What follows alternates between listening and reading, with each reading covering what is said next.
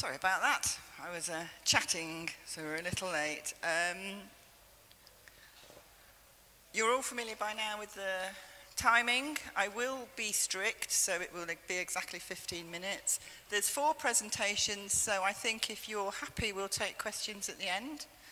And I would like to, the first 4 questions should be 1 to each presenter, please, if possible, because that's fair.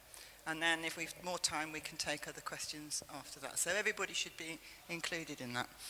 So the first presenter is, I believe, Talibi, is it? No. It's Algan, sorry. Algan Tisel. So I will time you from now. Shall I start? Please do. Okay. Hello, everybody. My name is Algan Tisel. Right, we are going very fast. Okay.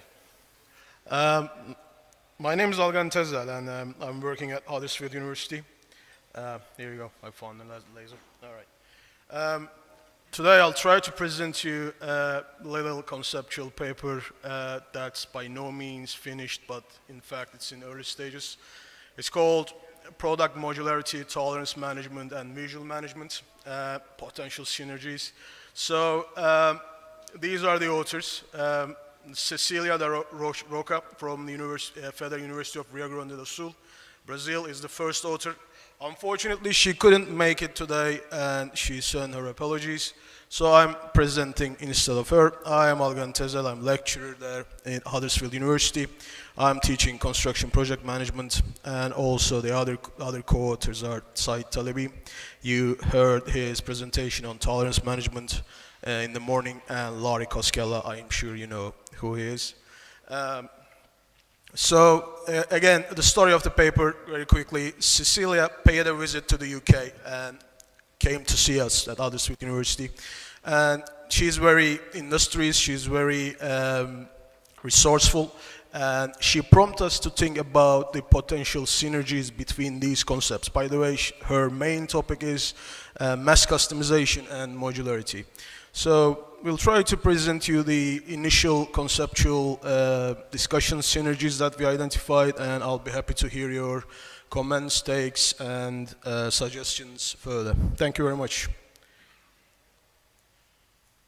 So product modularity, it's about dividing a structure into logical hierarchical chunks. 2 things come to fore here: the chunks, the optimum amount of chunks, and the interfaces between those chunks. It's very much used in the manufacturing industry. It's used somehow in the housing sector. It's more used in the industrial construction sector, even in the water sector. They sometimes call them skits, but they're better known as modules. The goal to do that is to ease the design, to simplify the production of on-site, and to provide some kind of product variety. Again, as I said, the important part mostly here is to identify the amount of the type of interfaces and the modularity level. Interfaces are generally called loosely coupled, which means it's easier to mix and match them. Generally, the Lego analogy is given when we talk about modules. So we put together smaller pieces to make larger pieces. That's a module to you. Its product modularity is best to be taught as a product and process. You can think of it as a product and process, as a conceptual thing and a physical thing. If it's like that, it's off-site construction. But you can also think traditional building, traditional asset conceptually as modules. And you can also optimize your production system. There's a very interesting paper published by, again, Dr.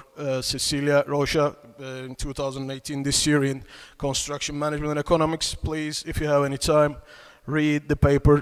You will see an interesting example of how a conventional building can be conceived as modules and the production system can be designed as such. So that's product modularity in a sense, very quickly. So the challenge here that we are exploring in the paper, or in this very conceptual early stage paper, is how to communicate the new understanding of this modularity written across design and production of modules, and how to ensure an appropriate connection among modules. As I said, the important point here is to maintain that connection and the amount of modularity in these discussions.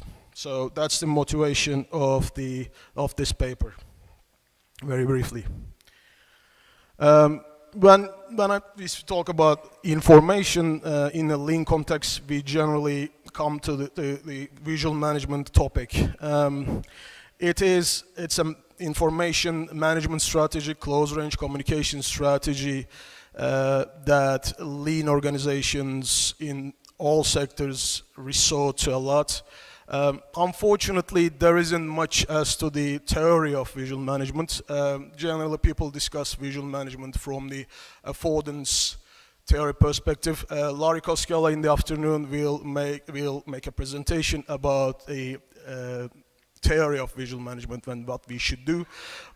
Basically, this concept was developed through the practitioners' efforts mainly and consultants. And they identified in the early identification of the visual management systems are these visual indicators. They only give information to you. They just show you what is out there. Visual signals, they try to grab your attention, like on boards. Visual controls, a typical well-known example in the lean environment is Kanban cards. They try to limit your behavior somehow. And visual guarantees, POKE systems, which are very interesting. They guarantee the outcome to a greater extent. There are three types of POKE systems, as identified by Dr. Saurin. Physical systems that won't allow you to do anything else but the correct response. Functional systems that will wait an input from you, and if you do the right input, will allow something like typing a passcode and then logging into a website. And also signal-based systems that will expect you to interpret the signal to do the right thing. But these are very much, especially visual guarantees, POKE systems, we think are very much related to interface design, and I will talk a bit more about it. Basically, visual management is a communication strategy, close-range communication strategy. The number of papers are increasing, luckily, in the lean community about visual management. Like 5-10 years ago, there wasn't much, but nowadays you can see many papers in IGLC conferences around visual management. Very important concept. A little example of the use of visual management in action.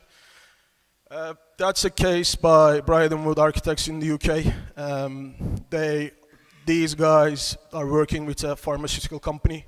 That pharmaceutical company decided to expand their operations to the rural parts of Africa. So they wanted to build in those areas. So the architects sat down and modularize the whole factory into pieces to fit the all parts in a few crates, and the color-coded brackets and the connections so that it would be easier for the unskilled workforce in those rural areas to put them together. That's one very simple use of visual management in modularity efforts. It's there, it has been done, but we want to also expand on it. We want to explore what else can be done. Tolerance management, you heard a presentation about this from Dr. Said Talebi. What it is, actually, it aims at creating a structurally sound, functional environment for us with an acceptable tolerance limits. So it includes planning, communication of tolerances, level of accuracy, level of details, risks, and stakeholders, etc. So it's not only about identifying the amount of tolerances and the critical parts, but also it's about how deep we should get in identifying those tolerances and who are going to manage those tolerances to make a business case in the built environment. And we also try to control these deviations and try to make it a management loop. That's what tolerance management is about to me. In conventional tolerance management, we control the accuracy, level of accuracy achieved. It's rather reactive. You go there and measure if the production is, between the required tolerances. In this management effort, we try to make it a bit more proactive in terms of tolerance management rather than reactive. And also in modular systems, generally tolerance issues occur under dynamic load conditions, building movement, poor communication of tolerance requirements, and different level of tolerances between in-situ components and factory-made components. I've got 5 minutes. I'm going to speed up a bit. This is the tolerance management communication system proposed by first Iris Tomalane and then Mr. Said Talebi. So you know that, you saw that in the morning. It communicates different level of different types of tolerances. Again, this is the best we can do at the moment with the existing tolerance communication systems, but we propose a better way that we think for tolerance management for different surfaces and interfaces. So what are the synergies? In terms of synergies, product modularity is here. The visual management can make us aware of what are the modules there, design and production. And tolerance management here can tell us what modules and connections should be there. Also, there is a two-way loop between product modularity and tolerance management in terms of understanding of what modules are mixed and matched and what are the tolerances, types, and levels among connecting modules. So we think these are the very basic level synergies at the moment. And I try to explain them there with words. I don't want to read them through that, but that's basically visual management does the communication bit, and the technical matters among tolerances and connection surfaces are dealt by tolerance management. We also thought a bit about how to integrate information in those components. Generally, we believe integrating the design into the components or modules is the best way to do it. And there's this term called design with intent, or design with behavior change. You try to influence behavior of people by integrating some design tricks into components or modules. This is design with intent. There are 100 patterns, design patterns available for that. When we reviewed them all and we identified like 12 patterns that can be used with modularity systems. Color association, associating color with the similar types of work, proximity and grouping elements and functions together. Similarity, make different things similar for functioning. For instance, this Google site, the paid links look as the same almost with the regular links. So they use that trick to make you click on the paid advertisement. Asymmetric design, you know where you're gonna handle the buoyant here with this asymmetry. Sequence, this is an East German ticket machine. You know the sequence and you know what to do. Easily possible to trees, you will know what you should do, and by following the trees here. Match affordance, very classical examples given with the mobile SIM cards and the little notch there in mobile phones. Interlocks, some kind of limitations in terms of process and physical design. A typical example here is an ATM card. Task log in out, it's design modules and interfaces to support only the correct assembly. I don't have much time, but I'll be quick. So it's kind of a brake system. You should pull kind of a trigger to make it, to make the gear reverse. Feedback through form, change the form so that you'll get feedback when a certain expectation is fulfilled. Prominence, make things bigger that you require, and also perceive affordance. Use affordance to make people follow some rules. It's color coding here. Conclusion, so visual management tools support a visual understanding of what our modules is in communication with and across design and production, and tolerance management can clarify the technicalities involved in the connections.